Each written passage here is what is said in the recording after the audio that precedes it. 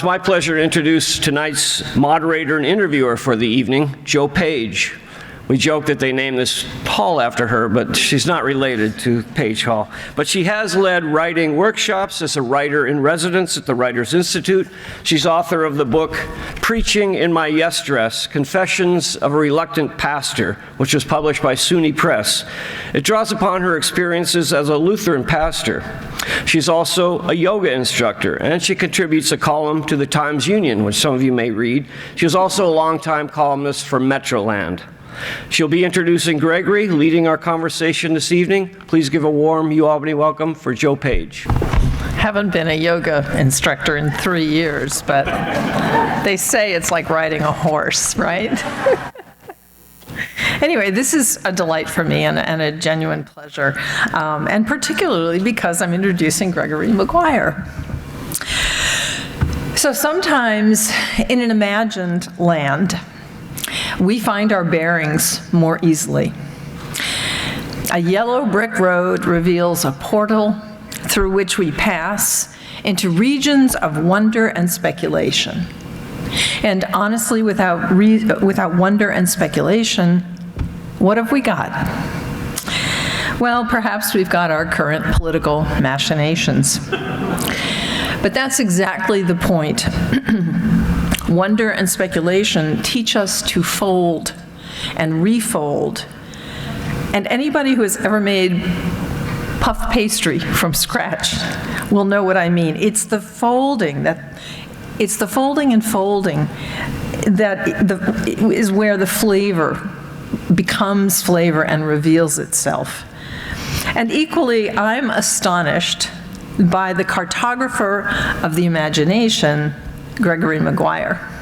You've probably been called that before, but I thought it was original. I love it. Good. Initially, I knew Gregory Maguire not because I knew him or his works, but because my daughters knew him.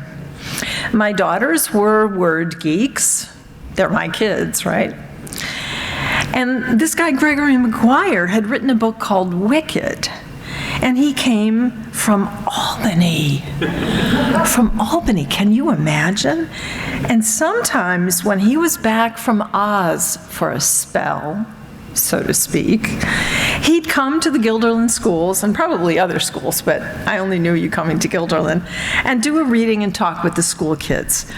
And I was kind of primed to like him because he seemed to care about people like my kids. And then our paths crossed in other ways, through the Young Writers Institute, which turned into online exchanges, etc. And so I was even kind of more primed to like him because he seemed, honestly, like the kind of person I like.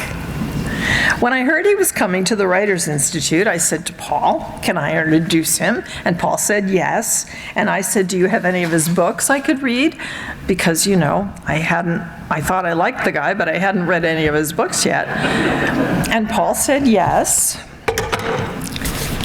And here they are, which just goes to show you that you can like a person and not read their books, or you can read their books and not like a person, but wherever you come down in that silly riddle, let me advise you thusly. Read these books. Do not read them because they are fun, though they are. Read them because they speak the kinds of truth that fairy tales, myths, and fables articulate in a colorful and sometimes labyrinthine way, far better than NPR and our favorite columnists so earnestly and ardently offer. No offense at all to them, but stories tell more, and they point ahead to what is beyond what they tell. A story is a seed, writes Gregory Maguire. Or does he? Because I think it is Rain who says that, and you'll meet her if you dare. So both pleasure and wisdom are at work in these pages. For one thing, and I really wasn't expecting this, I don't know why, but the writing arrests. It is willowy and luminescent, Honestly, it is. Listen. The sun was a gold brooch in a pale orange netting. Or the text of the skin took precedence over the text of the uncertain heart. Oh, Mama, can I read that again? The text of the skin took precedence over the text of the uncertain heart. Reading Gregory Maguire's prose is like going to the Via Borghese in Rome when all the guards are gone and no one will yell at you if you touch the marble metamorphosis on Bernini's Daphne and Apollo, which is a pretty big compliment. That would be enough, but that's not all. Gregory Maguire is funny as hell, which means his characters are as well. Rest your insteps in goat butter, Mirka. That's not the issue here. I'm gonna say that sometime in a meeting. Or Iskanari, am I saying that right? You'll meet him. Iskanari hadn't an eyebrow to raise, but he looked as if he wished he had. He had little truck with the whims of deity. That's a sentiment with which I truly resonate. Brilliant language and caustic humor aside, Gregory Maguire writes with heart. And I know that that sounds like a cliche, so bear with me a minute. He's not so much writing fantasy as he is writing a kind of midrash on our common lives. When he writes, and I have to read this, "Is there no mercy in any justice?" whispered Luckley's, almost hoping he wouldn't be heard. But Epoxiatas heard him just fine. Institutional justice is an operation built to bend to law. Whenever justice serves mercy, it is only a coincidence. That's a chilling statement, and it's gripping, and it's challenging. And yes, I did quote that in the sermon recently.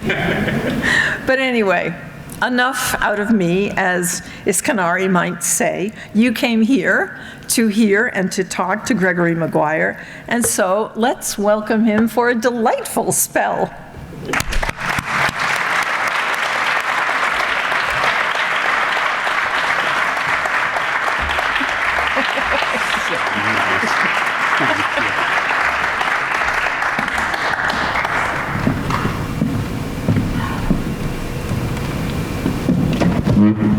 I have to say, I don't think I've ever been introduced at a podium with my own words.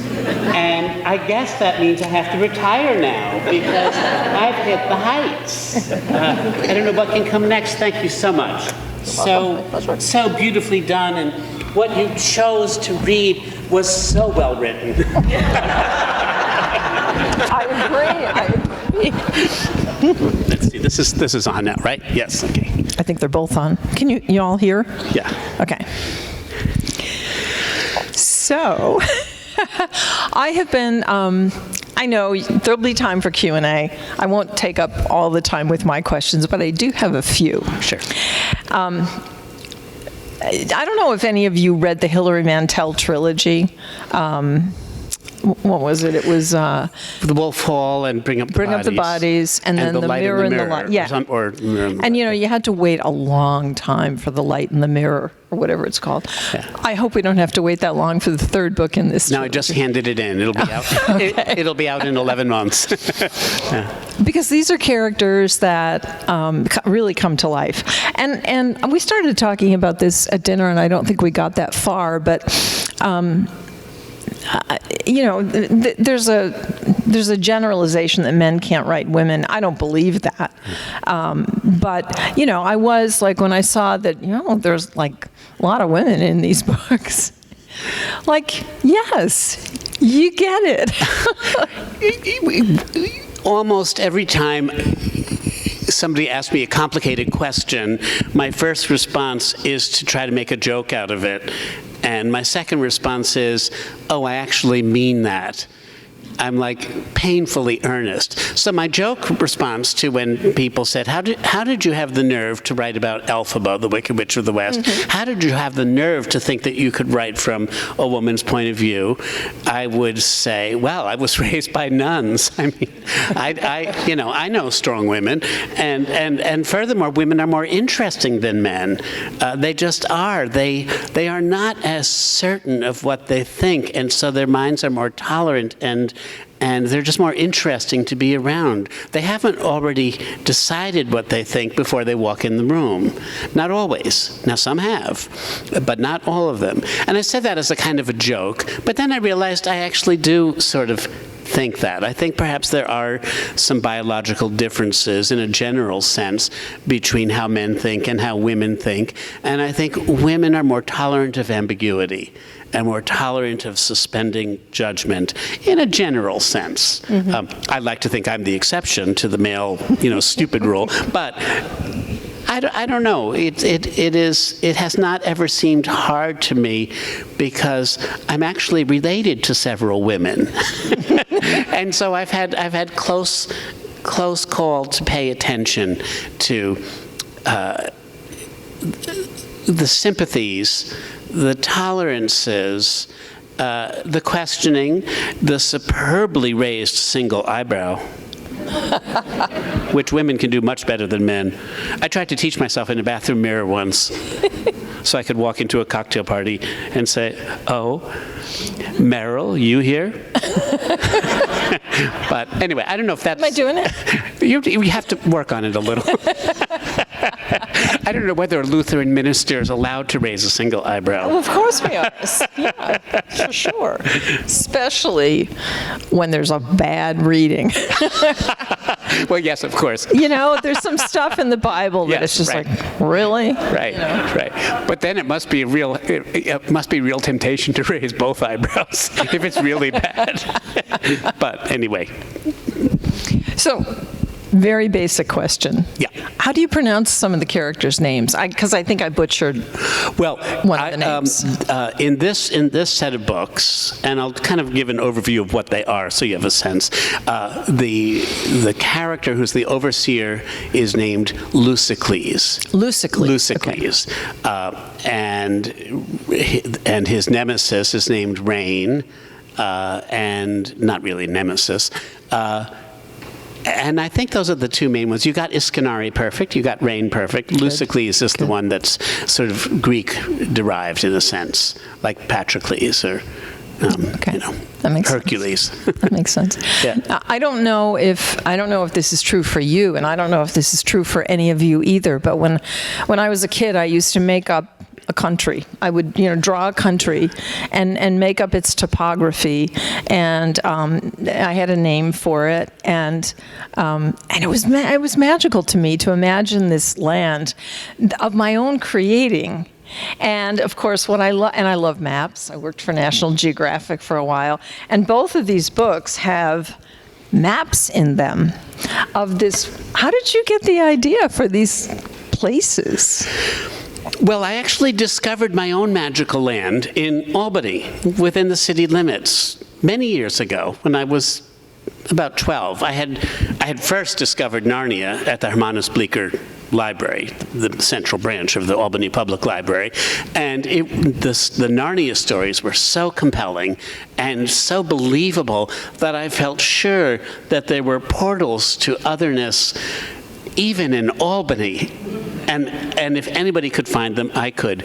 So I did a lot of sneaking about and trespassing in derelict buildings and in back lots and parking garages, looking for the portal to another land. And then I found one. It was off Colvin Avenue on the way to Westgate. My sister used to take ballet lessons at Hollenbeck Dance Studios, which was in one of those two-story office buildings on the western side of Colvin Avenue as you come up and past Lincoln and then head down toward the giant Westgate sign. They were on the left-hand side. Now, beyond the second one, so closer to Central Avenue, there was a dead zone. It was filled with scrap well, scrap building material where people had dumped it illegally, I'm sure, and junk trees. There was a little bit of a hillock at the sidewalk level, but if you climbed the hillock and went looking on the other side to see if you could find a portal to your own land, you could. It was a depression in which a lot of swampy wastewater had collected, and I was given the job of walking my sister to her ballet lesson and waiting for an hour so I could walk her home. So my grade school friends and I would go together and hang out and play and go exploring. We crested this hill and we found, because it was February, this frozen land beneath us. It looked a little bit like the beginning of Camelot, starring Vanessa Redgrave, you know, where everything's kind of misty. It was early spring. Maybe there was a thaw. There were birds. You know, who knew birds lived in Albany? It was so magical. There were birds, there was fog, there was ice, there were beautiful, misty, dramatic-looking, broken-down trees. And so we thought, this is a magic land. This is our magic land. And it's right here, next to the ballet studio. Who knew? And so we named it Flyan, F-L-I-A-A-N. I don't know exactly why, but we named it Flyan. We visited it every week for about a year, and we made up an anthem. We made up a Flyan national anthem, and we started to write stories about it. But then when we made a national flag too, which was just a reed, you know, that was like taller than the others, so that was the flag. We would salute it, we would sing the anthem, and then as a Catholic schoolboy, I began to be nervous that I was being idolatrous, saluting a foreign flag and singing an anthem of you know, devotion to something other than my church. So we kind of amended the rituals, and we started with the Our Father and the Hail Mary just to make sure that everybody knew, you know, that our priorities were okay. And then we went into the anthem and became deeply patriotic and probably fascistic and like all kinds of terrible things. But in a sense, what I'm trying to say is the impulse to see the transcendent will take over. It will take over your imagination, it will take over your appetite, and it will actually energize your capacities. And in the original book of Wicked, the original novel of Wicked, if you open up the map on the flyleaves of Wicked, and you see the map that I drew myself, which was redrawn by an artist, but it's completely the map that I gave him. Flyan is up in the upper left-hand corner with a little arrow saying, you have to go this way. Keep going down Colvin Avenue, you get there. And now Flyan was actually turned into the Westland Little League Park, or whatever it is. That's Westland Park, something like that. Westland Hills, yes. Anyway, so it's gone now, but it's here, and now it's, well, there, too. You all know about it, too. Well, I mean, this is the obvious question. You don't have to say the Our Father and the Hail Mary or whatever, but can you sing the anthem? No, I can't anymore. No, and believe me, I don't need much encouragement to sing, but I actually really can't remember it. So you're probably lucky. I had to ask, though, yes, because yes. I think you guys were wondering. Yeah. So I was asking on your behalf. I'll ask myself that question when I'm going to bed tonight, and there's a very good chance I'll remember it when I wake up in the morning. Yeah. Do you ever do that as a homilist? Do you ever say to yourself, I don't know what I'm going to write about for next Sunday, so I will pose myself the question before I go to bed, and when I wake up in the morning, I will have the answer. I wish that were true for me. Try it. Try it. I'm quite serious. I think for people who perhaps occasionally struggle with writer's block, Yeah. or with not being able to sort out a Byzantine knot, not able to untangle the strands, actually to ask yourself the question, why did Matilda fail to take the pearl-handled revolver when she went out to dinner? Why? There has to be a reason. Just ask yourself that question. Maybe even write it down on a Post-it note. And don't think about it. Just go to sleep. In the morning, you'll know why. Well, I do think, and this is something that it just pops into... But if you figure it out, tell me. No, I do think that one of the things that I think about when I write sermons, actually, because there are always characters in those stories, is like, well, what happens next? What do the characters do next? And that is exactly how I'm interested in what Rain's up to, or gonna be up to, and I'm interested in what Cosey's up to, and I'm wondering where, about the brides. The brides, yeah.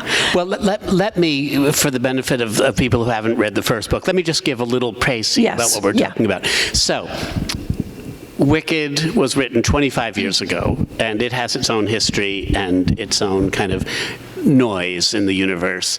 An attractive noise, but a noise nonetheless. And partly because I needed to write about something after September 11th, 2001, I needed to write about what we were going through in a new way. I went back to Oz. I also wanted to take back a little bit of my ownership of the material after the Broadway play came out and became so popular. I mean, I love the Broadway play, and believe me, it's changed my life. But I also wanted to take back the utility of Oz as a place where we can explore that which makes us most anxious in our own culture, as you pointed out in your introduction. So I wrote Son of a Witch, and I wrote A Lion Among Men, and finally I thought, I am scraping the bottom of the crackle barrel, honey, there's nothing left. So I wrote the fourth and final book in the Wicked Years sequence called Out of Oz. And in that book, Elphaba's green-skinned granddaughter, named Rain, flies at the end. She flies out of Oz over an ocean that few people in Oz even know exist, and she heads off into the horizon, determined to try to live her life without magic and without the oppression of coming from such a famous and dangerous family. She wants, like most teenagers, to be independent. She wants to individuate. And that's where I left her. And that's where I left the story after 1,800 pages, I think. And that's where it stayed for 10 years or so. And then, 10 years later, what should happen? Two things happened. First, my youngest child, my daughter, a Guatemalan girl named Helen, who had been 10 when Out of Oz was published, or was being written, was now 18 or 19. The second thing that happened was the pandemic. And my daughter came home.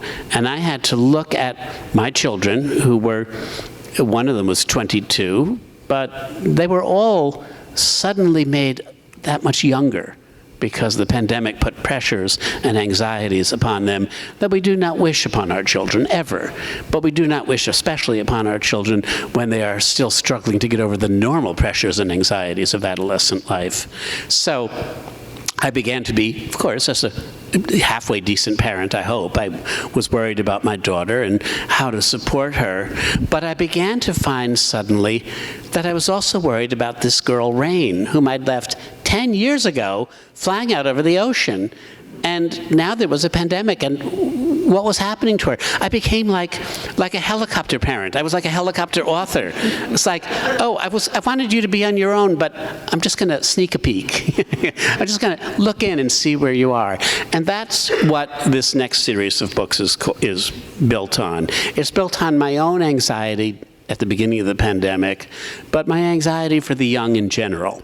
And Rain, as a 17-year-old girl flying on a broomstick out over the ocean, is like Amelia Earhart. What happened to her? I suddenly began to feel irresponsible as an author. Like I wasn't supposed to leave her alone for 10 years. I mean, come on. So I felt I had to go back and find her. Now, years ago, when I was writing The Wicked Years, sometimes I'd talk to adults, sometimes I'd talk to college kids, sometimes I'd talk to teenagers, sometimes even to middle schoolers. And especially with the middle school, somebody would always raise his or her hand and say, "Are you going to write any more in The Wicked Years?" And I'd say, no, The Wicked Years are done. The Wicked Years are done because they've survived what had happened to Elphaba and what happened to her children. They're done. And so one kid once said, well, why don't you write a new series and call it The Happy Years? And I thought, that's not going to sell. But in fact, the idea was planted. And one relies so often on somebody else to turn the seed, turn the soil so the seed can land. So this next series is not called The Years, it's called Another Day. It's just Another Day. It's a shorter set of novels that are linked. The Wicked Years took place over 85 years. Another Day takes place over about 6 or 8 months, all 3 books together. And the title of the series, Another Day, comes from Rain, Rain, Go Away, Come Again, Another Day. So that shows you that it's about Rain, the granddaughter of Elphaba. Oh my gosh, I just put that together. Well, I just put it together. Because that's one of the epigraphs, isn't it? Yes. Yeah. I didn't make that connection. Yeah, well, there you go. So I'm going to put this down for a minute so I can open my water. Well, they're really engaging characters, and I think what I don't read a lot of fantasy, but when I do read stuff that's supposed to be happening in another realm, it always seems like the dialogue is especially stilted, and it just doesn't seem realistic. And what I loved, and particularly the goose, and I'm going to ask you in a minute to point out the distinction between the goose and the goose. Right. Well, that's very good. But, I mean, this goose is just a wisecracker and utterly delightful. Like, I want him to come and be with me. He can be your familiar. Yeah. Are Lutheran pastors allowed to have familiars? We're allowed to have whatever we can manage. Don't ask, don't tell. So, do you want to talk a little bit about the difference between the goose? Oh, yes. So this actually, and to be fair, this also goes back to Narnia. I borrowed this concept from C.S. Lewis, who would talk about animals with a small a as being those animals who couldn't talk, and animals with a capital A, the animals with names and with agency and able to communicate with the human species that more or less, ruined their world. So I liked that thought. But it's not just from C.S. Lewis, it's also from the original books by L. Frank Baum and the original film of The Wonderful Wizard of Oz, which we all have as part of our dogma as American citizens. There are some animals in Oz who talk, like the Cowardly Lion. The Cowardly Lion speaks, like Bert Lahr, And then there are other animals in Oz who don't talk, like Toto. I mean, if animals can talk in Oz, why doesn't Toto go to the National Enquirer and say what it's really like to live in Kansas from the point of view of a dog? There are other animals who are just cats and dogs and horses in Oz that don't talk, but the ones with capitalized designations, generic nouns, like an eagle. If it's an eagle, then the eagle has a name, and the eagle is going to be able to talk. If it's an eagle, it's just an eagle. So what you have to do in order to distinguish it, if you're going to read any of these books on tape for me, you have to realize that to distinguish between an animal and an animal, you actually do have to kind of raise your eyebrows as you say the second one. There's a goose and there's a goose. It has to. You can communicate it by your pronunciation, but the difference between a talking animal and an animal who is not talking is actually something I began to consider in the third book of this series, because I had, like everybody else, taken for granted that everything was known about this and that there was no collusion or understanding between the talking animals and the animals. And I suddenly realized, why are you taking that as received wisdom? Maybe C.S. Lewis was wrong. Maybe you've been wrong for the last 7 books. Come on, Gregory, pay attention. So I began to pay attention in the third book. Good. Yeah. I have a dog. I have a fish. Do you really have a fish? No. But if I did, it would be a fish. Because how could fish talk anyway? Yeah, well, You'd have yeah. to stick your head under the water. Yeah, that'd be, yeah. I don't know, whale song, Well, that's although true. whales aren't fish, so That's true. I'm done with Yeah. taxonomy Yes, for the well, evening. whales are definitely whales. We know that. And the other thing that I kept thinking about as I was reading, and I figured that your kids were older, by the time you Right. were writing these. Right. But I was thinking about, and I'm sure this is true, as I think it is with most families, where you have a lot of, sort of in jokes, among your kids or with Yeah. your partner. And oh my goodness, I had so many in-jokes with my kids about the Wizard of Oz. Yeah. She was hungry, she was hungry, she was hungry. So as I was reading it, I kept thinking, who is he talking about these names with? Who is he talking, whether it was your kids or your partner? Yeah. I don't know, but it just seems to me that there must have been something social, and I could be wrong, in the writing, in the sense that you were kind of, I'm assuming, I'm imagining that you must have been like, kind of saying to, I'm going to draw a blank at the moment, but, saying to your husband or one of your kids, like, what do you think of Leorix? How's Leorix for a name? Yeah. And of course, because I'm a word geek, I kept wondering about like the etymology. Right. What's the etymology of all these names? Is it made up? Yeah. And I'm actually, I guess, asking you that question. Well, there very often is a secret link in the names that I choose to something that means something to me personally, and I rarely give it away. But to the earlier part of your question, I spend 98% of my professional life in my own head. Now, my husband is a painter. He's a fine art painter. And we have the great good fortune of being able to have lunch and dinner together every day. And when I say, "How was your morning, dear?" As he's bringing out the tomato soup for the 5th day in a row. He clearly wasn't making new soup. He says, "Oh, fine. I worked on 4 pieces for the next show in France, and I worked on 5 frames. How was yours?" And I say, "I got about a page and a half done."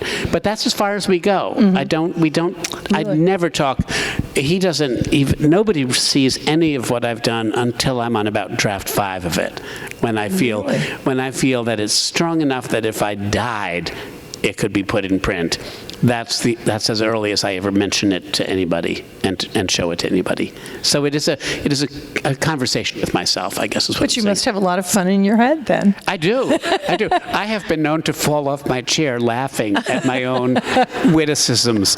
Now, isn't that sick? But it's true. I sometimes, especially, I don't know, there's a set of short stories I wrote once called Leaping Beauty and Other Animal Fairy Tales. They were for kids. And it was at a point in my life when I needed to pay some mortgage. I was in fairly desperate financial straits, and my then partner was out of work, and I was not bringing in much. And I got up every night, and I wrote 8 short stories in 8 nights. I wrote 1 a night in 8 nights and sold the book. But I was so tense about the moment in my life that I was living, and yet the stories are so funny. It's like I really was laughing. I was shrieking with laughter in the next room, typing about Cinder Elephant and about Little Red Riding Hood? No, it wasn't Little Red Riding Hood. It was something else. Anyway, I kept mixing the stories up for younger readers, for readers about 3rd grade. And so there is a sense of, I find myself amusing up to a point, and then I say, "Oh, Gregory, get over yourself," and then I try to.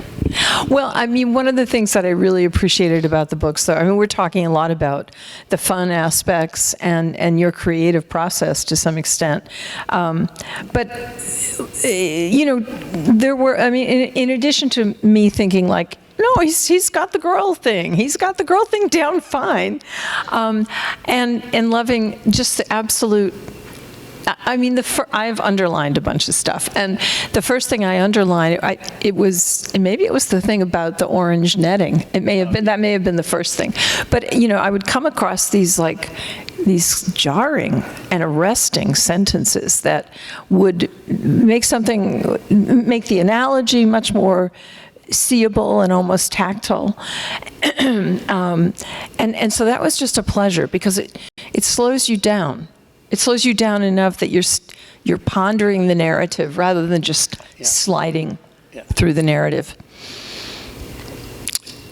The other thing I liked, though, and that quote I read about justice and mercy, was like, these aren't just about fun things. These are real ruminations on our world. And when I said, whatever I said at the beginning of my introduction, that sometimes in an unknown land, you get your bearings better.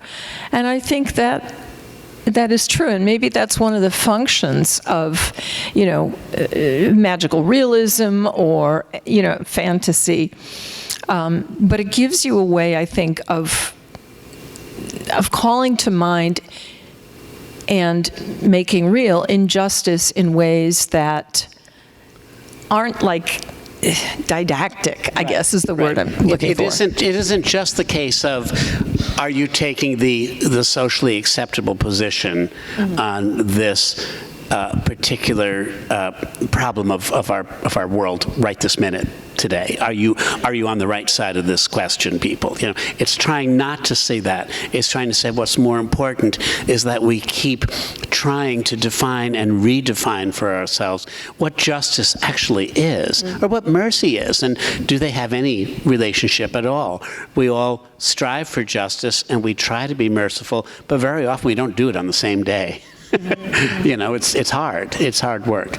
But you've caught one of the reasons that I have tried to put these books together. I've tried to make them run like on 3 rails. There is, I hope, a plot-turning mechanism, what we used to call narrative lust, back when we were young enough to talk about lust. Narrative lust, you just want to turn the page and find out what happens to Rain, find out is the goose going to come back, find out X or Y or Z. Then on the second level, there's the sensual pleasure of seeing a world that you could almost imagine without the author's help, but the author just tightens the focus on it. And by seeing a sunrise over the bleaks of Maracoor, let's say, I hope that it makes you see the sunrise over Stuyvesant Plaza better the next time you see the sunrise over. I hope it does. That's why I read Frank O'Hara so that I can delight in my own life, not just in his. He reminds me how to delight. He reminds me how to be worried. Most writers do that. So you try to, A, feed the narrative lust, even encourage it.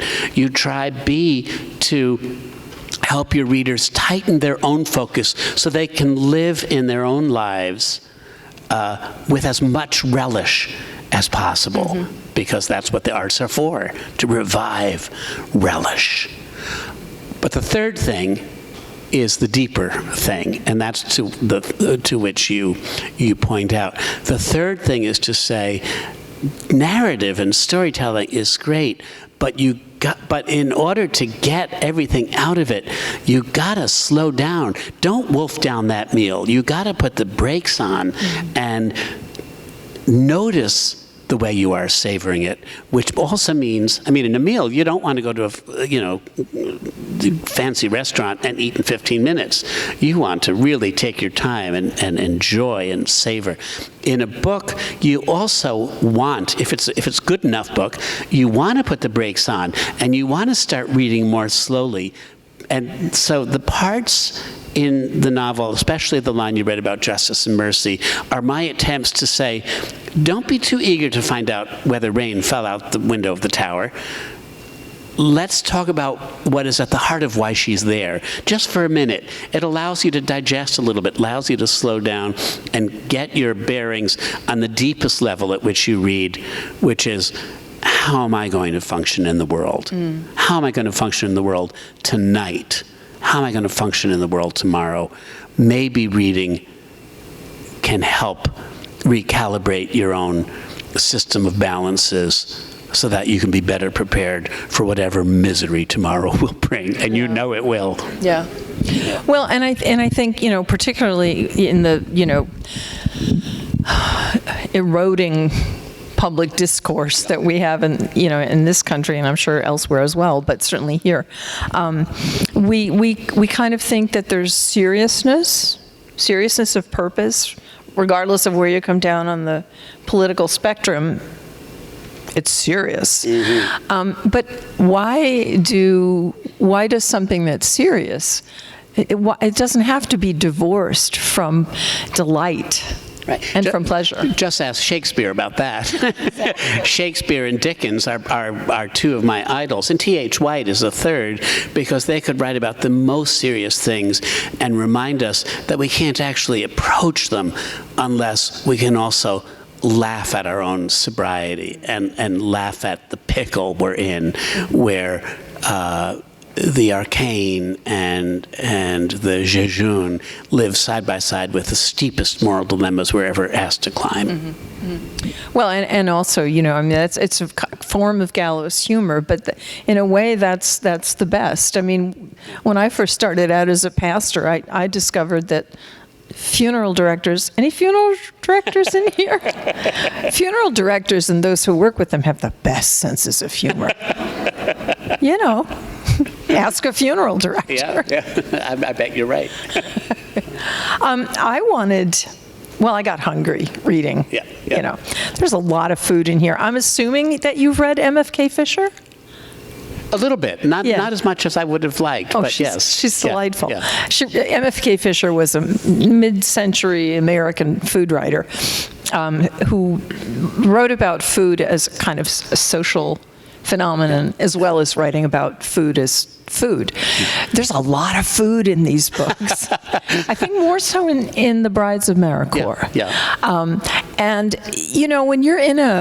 when you're a stranger in a strange land, as you are when you are reading these, you never know what they're going to be able to eat. Is it real food?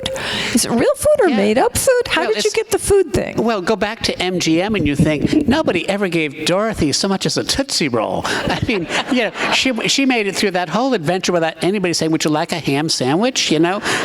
Sit down, let me pull a lager or something, have a cookie, have a joint, something. I think they gave her barbiturates, right? That was what it was. I will point out one thing, and then maybe I'll read a little bit, just a paragraph. Sure. I will point out that what's true of these books in this series, what was true of Wicked, and what's true basically of all my books that are classified technically as fantasy, is that there's actually relatively little magic in all of them. Yes, there's some. There's a broom that flies. There are animals that speak. But the broom is just, the public transport system to get somebody from one dilemma to another. And the animals that speak are really us talking to ourselves.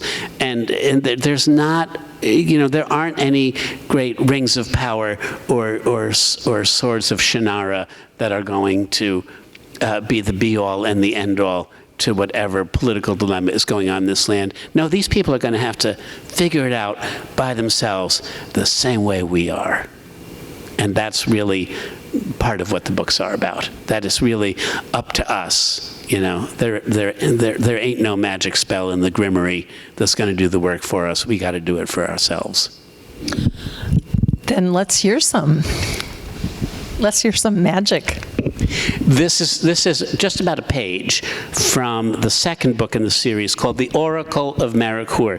Now, I should say that at one point, because I keep a section in my file of possible story titles for new books, I once thought I might write a story called The Oracle of Schenectady. But this is The Oracle of Maracoor.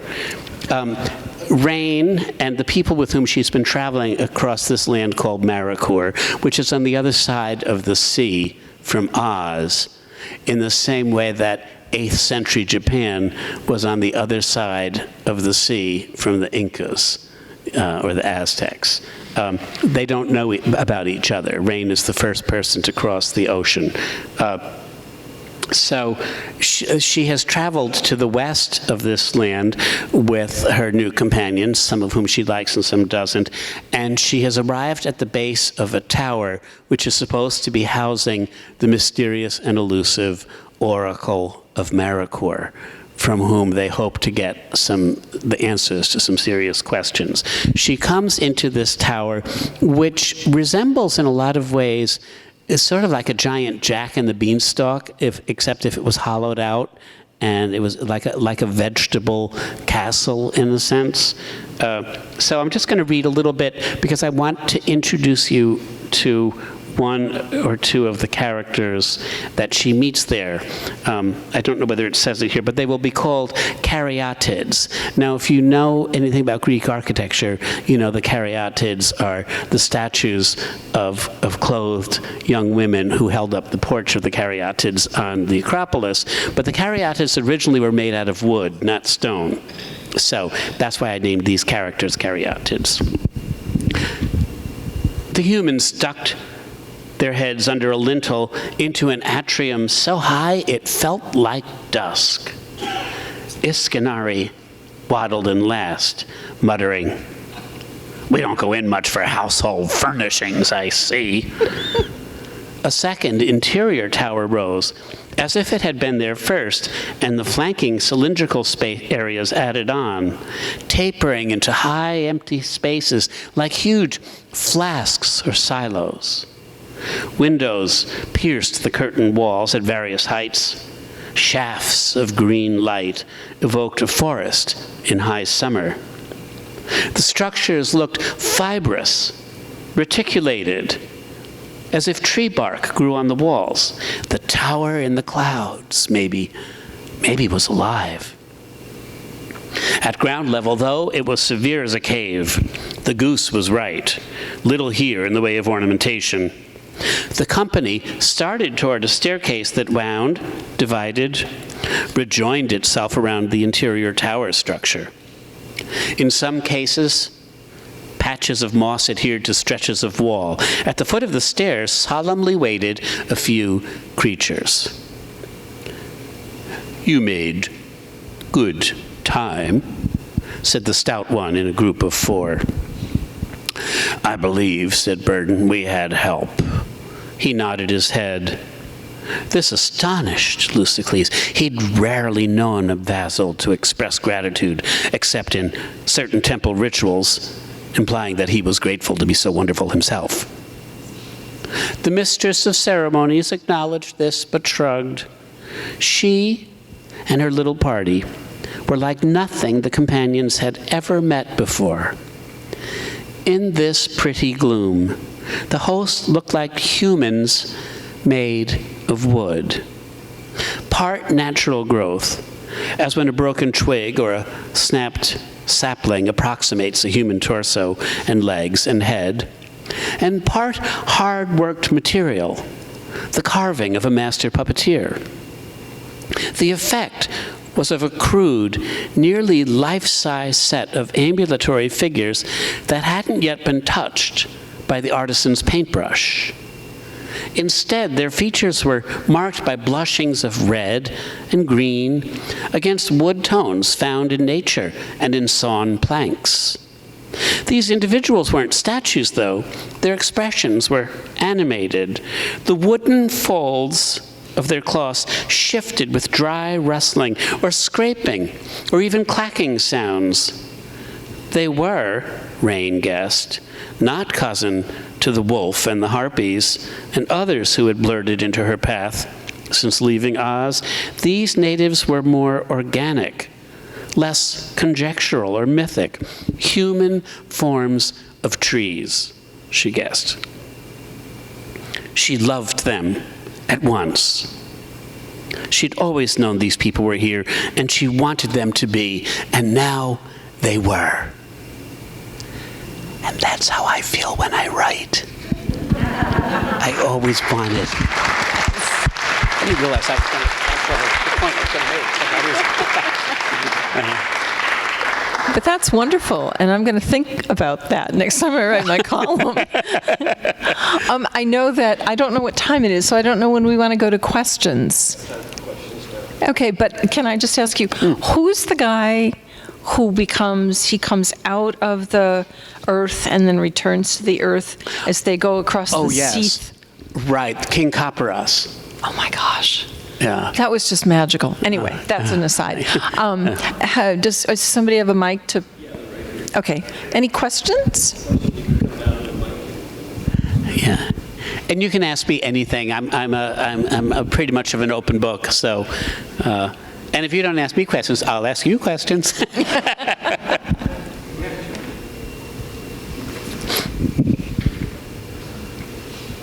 Is it on? Yeah. Hi, Gregory. Hi. Before I ask my question, I just have to tell you, 15 years ago, I had made plans to take my own life, and your book, Wicked, saved my life. I thought it was going to be the last thing that I ever did, was read the book. And it just ended up being the next thing that I did. But it really did save me.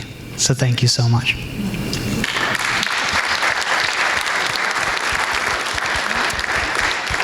I'm also kind of a bad attendant to this because I didn't realize that you started writing new books.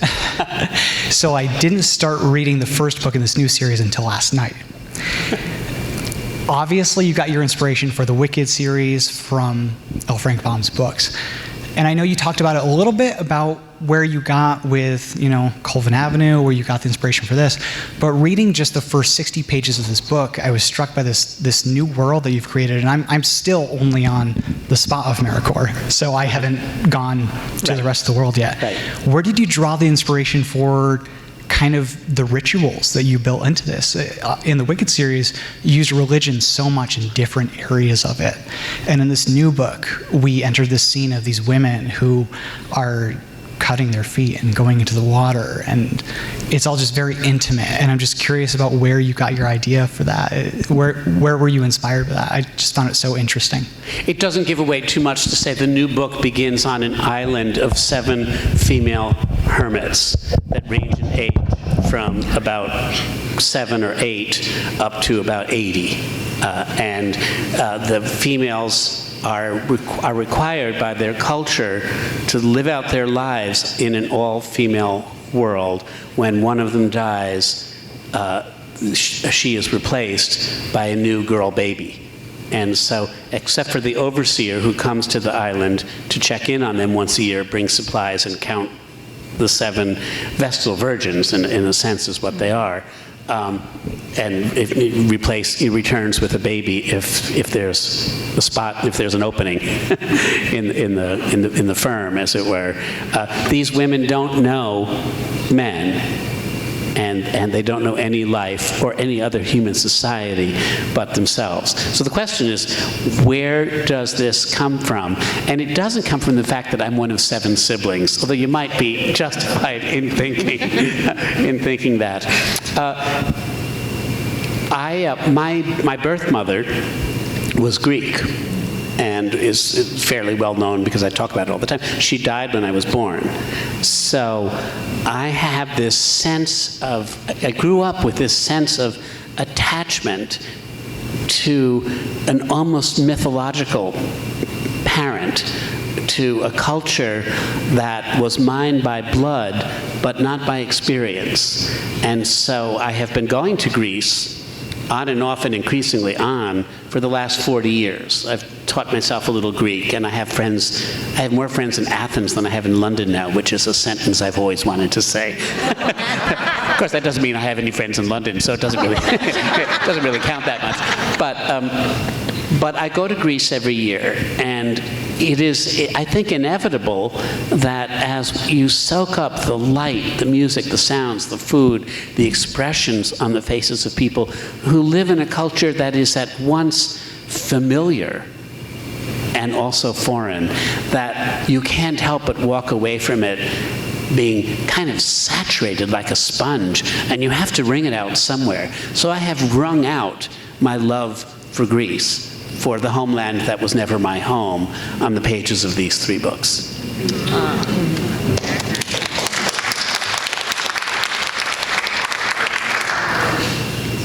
And thank you for your comment. Hi, Gregory. Love hearing all your anecdotes about your writing process and how you share it as it happens, or don't share it how it happens until it gets to the point. I have a question about sort of your reflection process. You've talked at the Institute before about the donation of your papers to UAlbany, and particularly as you've poured through them and the decades of journals going back to childhood up through the past few years, the things that you've rediscovered about yourself in this sort of record that you were keeping, maybe even not realizing what a detailed record of yourself you were keeping, and the milestones of graduation from high school and college and how your writing voice evolved. I'm curious how that process is going through the files, and what other discoveries about your past self that you've made as you've gone through those papers. Well, a couple of the discoveries are not for public consumption. But what's being referred to is the fact that I did start keeping a journal when I was in 6th grade, mostly because having read Harriet the Spy, and I wanted to write a spy notebook, and just like Narnia kind of washed over me and changed me as a reader, Harriet the Spy taught me how to be a writer. Now, I'm from a writing family. My father was a journalist for the Albany Times-Union and a columnist, and many of my brothers and sisters are writers. My second mother, who raised me, was a poet, and my first mother, who died, also loved to write and place a few stories. I only found that out in the last 5 or 6 years. So I'm from a family of writers, but to see Daddy writing all day Saturday and all day Sunday on his little desk next to the piano is not the same thing as being taught how to do it. What you're doing, you have a kind of vision of industry, but it's not a tutorial. What the tutorial is in constancy, but you still don't necessarily know how to do it. But Harriet the Spy showed me how to write a journal, what kinds of things to pay attention to. Do you know that book? I don't. Oh my gosh. Can you believe this one? How can you be a Lutheran minister? You've got to go out, like, right away. Go! And Harriet the Spy is wonderful. And you're so reflective. How did you get to be reflective without having Harriet the Spy in your genetic material? Your kids have read it? Well, so it seeped up. It leached. I think that's called leaching when it comes up from the ground. So Harriet is this 12-year-old kid in Lower East and Upper East Side Manhattan, and she's kind of privileged, and she's a little bit what we might call now spectrumy, and she has a desperate curiosity to figure out the secrets of grown-ups, because grown-ups hide everything from kids, and it's kids' job to find out where they're lying and what they're concealing so that they can survive the world. That's their job. Harriet does this with a notebook and with her good eyes, and she looks at what she sees, and she writes down what she sees, and she writes down what she thinks of it. Much of what she writes is a little nasty, and it's all very funny. And I thought, oh, that's how you're a writer. You actually start paying attention, and you start looking at what you see, and you write it down.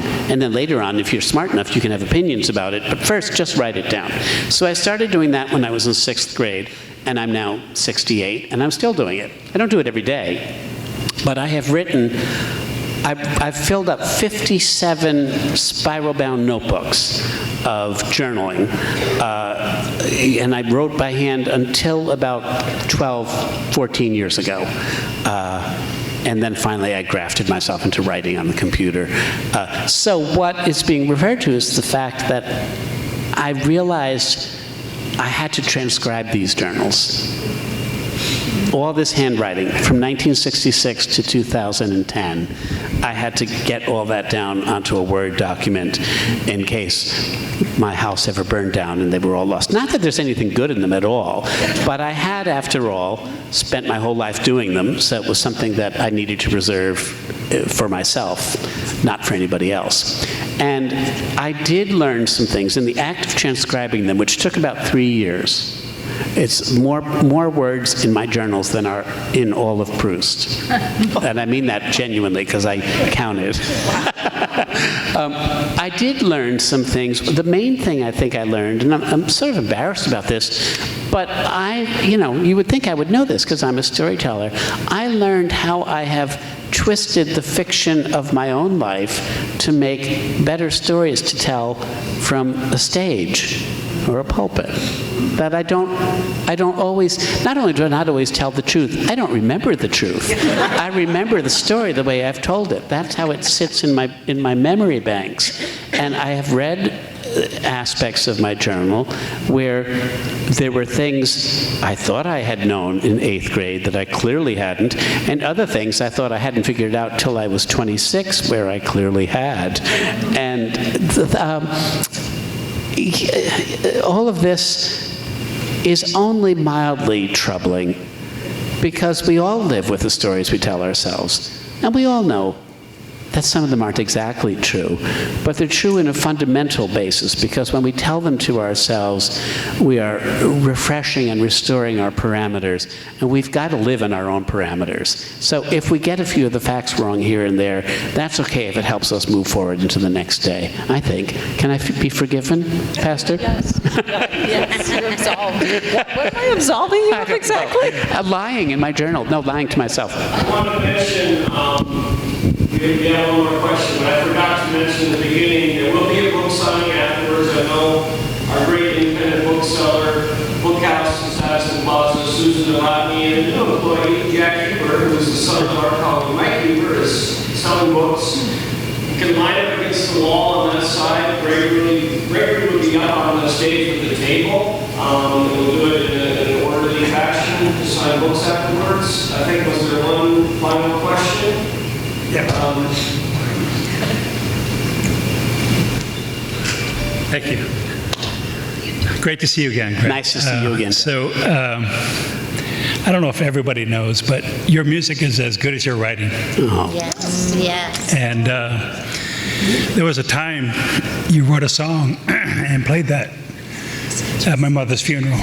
And I never had a chance to thank you for that. Oh, Joe, thank you. You remember? Okay. Yeah. So I'm not really sure I have a very good question to go with that, but thinking back in those times and our families knowing each other, I wonder if some of your characters have come from those times, those days. Not as physical people, but in thoughts and personalities. I think, Joe, that the answer is yes, that we live our lives and the apparatus of perception that brings detail into our consciousnesses has a useful screening device so that all the important stuff gets through and the armature of the particular falls away like fish bones. It's like fish stock. You fish out the armature, but the essence remains, as M.K. Fisher would attest. You know, the nuances of the people that we knew, and especially, let's say, the first 20 years of our lives, the people who so deeply formed us, our friends, our family, our siblings, our relatives, our pastors, our nuns, our librarians, the authors that we read, they do shape and chivvy and nudge our character into itself. And it's inevitable to me that there's a little bit of Jane in some of my characters.